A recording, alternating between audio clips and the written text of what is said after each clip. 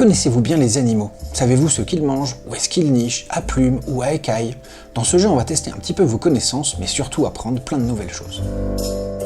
Avant de commencer à jouer, tout le monde récupère un paquet de cartes de sa couleur, un jeu de tuiles et un pion qu'il pose sur la première case de la piste. On a préparé le cartouche qui est ici, qui contient 10 cartes de quiz d'animaux. Il y a beaucoup plus de cartes dans la boîte, de manière à ce que vous puissiez rejouer un grand nombre de parties.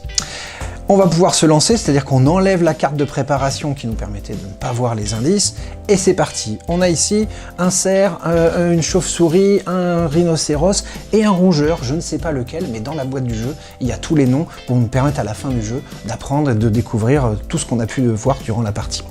On commence et on va révéler un indice, c'est-à-dire que l'un des joueurs, dont c'est le tour, enlève le jeton qui est ici et on découvre tous que cet animal est herbivore. Est-ce que ça me suffit pour voter? Est-ce que je veux attendre un peu plus? Si je veux voter, je vais jouer en fait dans mon jeu l'une des cartes correspondantes. Vous voyez, on a les 4 couleurs qu'on retrouve au centre du plateau. Si peut-être je pense que c'est la chauve-souris, il faudrait que je joue ma carte orange. C'est-à-dire que prenant dans ma carte une carte, je vais la poser face cachée et je vais rajouter dessus la tuile qui correspond au nombre d'indices dont j'ai bénéficié. Si je joue maintenant, je n'ai vu qu'un seul indice, je jouerai cette tuile-là. On voit le symbole qui est ici et je la pose dessus. J'attends la fin de la manche pour pouvoir montrer à tout le monde et voir combien de points ça peut me rapporter.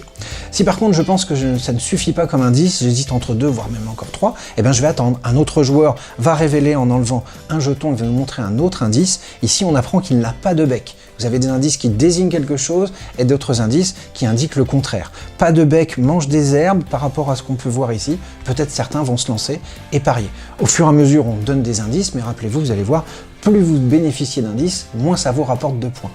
Une fois que tout le monde a joué, eh bien on va révéler nos cartes. Je montrerai ma carte, je mettrai du orange ici. Si c'était une bonne réponse, ça me rapportera 4 points. En fait, ça, on va le savoir en découvrant la carte suivante. C'est-à-dire, regardez bien, je replace les indices ici, pour cacher évidemment. Je fais sortir la carte avec laquelle on jouait, et la réponse est indiquée dessus.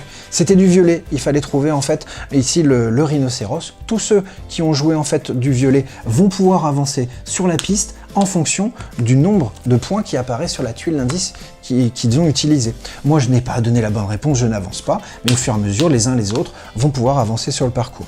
Soit on va jusqu'au bout de la pile et vous aurez utilisé, en fait, joué les 10 cartes, on verra qui sera le plus avancé, soit un des joueurs a fait tout le tour et remporte la partie.